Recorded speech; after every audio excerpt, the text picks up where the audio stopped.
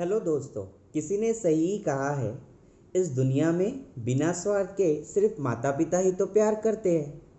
कहते हैं ना, बंद किस्मत के लिए कोई ताली नहीं होती, सूखी उम्मीदों की कोई डाली नहीं होती, जो झुक जाए माँ बाप के चरणों में उसकी झोली कभी खाली नहीं होती। ये शायरी हमें सुनने को तो अच्छी लगती है ना।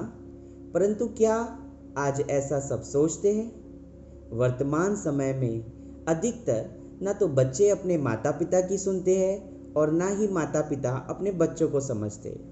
सो दोस्तों, हम आज आपके लिए कुछ ऐसा लाए हैं जो ना कि सिर्फ इंस्पायरिंग है, बल्कि लॉकडाउन के हेडलाइंस में से भी एक है। तो चलो स्टार्ट करें।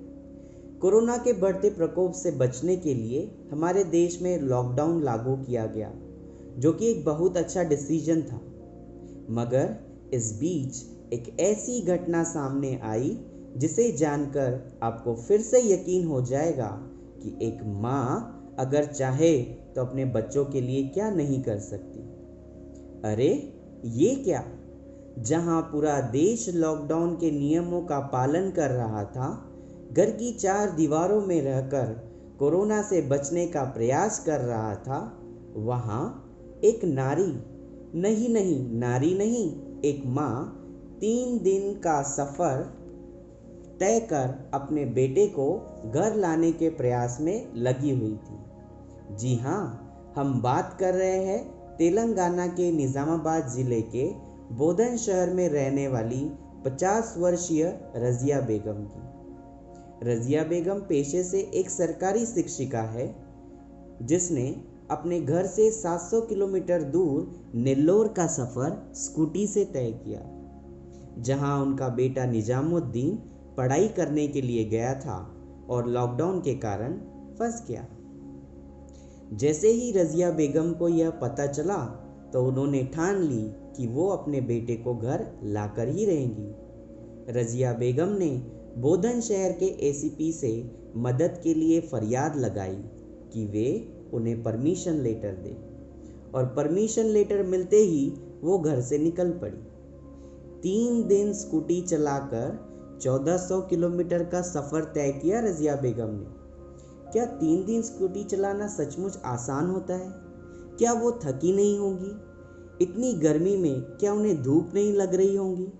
लेकिन ये माँ सब सहकर, अपने कष्टों को भुलाकर बेटे निजामुद्दीन को घर वापस लाने में अंततः सफल हो ही गई। और इस घटना ने एक बार फिर साबित कर दिया कि माँ का स्थान क्यों सर्वोच्च स्थान है। सच ही तो है, दुनिया में सबसे कीमती रिश्ता एक माँ का उसके बच्चों के साथ ही तो होता है।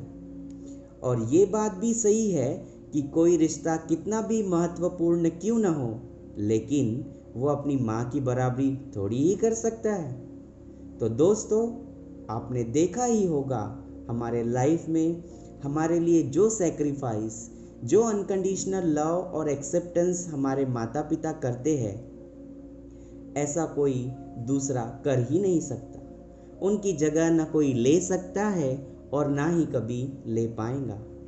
हमारे माता पिता खुद से ज़्यादा करते हैं हमारे लिए, इसलिए माता पिता को खुदा बोलकर ऐसे ही नहीं नवाजा जाता।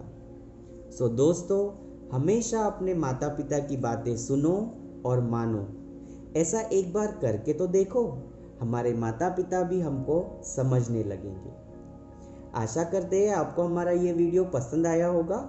और जाते जाते 2 लाइनें अपनी माँ के नाम। जिस तरह भगवान को है यह सृष्टि प्यारी, मेरी माँ मुझे है उतनी ही प्यारी, जितनी भगवान को यह सृष्टि सारी।